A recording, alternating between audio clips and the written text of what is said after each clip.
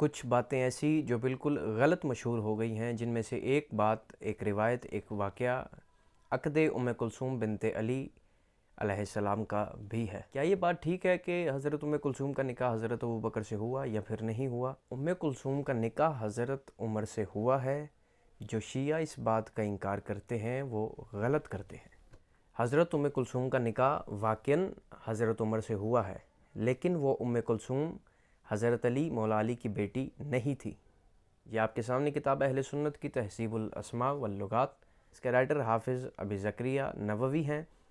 وہ اس کتاب میں صفحہ آپ کے سامنے موجود، وہ اس کتاب میں لکھتے ہیں ام کلثوم حاذہ تزوجہا عمر بن خطاب، کہ جو ام کلثوم جس کا نکاح حضرت عمر سے ہوا تھا، جس ام کلثوم کا نکاح وہ حضرت عائشہ کی بہن حضرت ابوبکر کی صاحبزادی تھی۔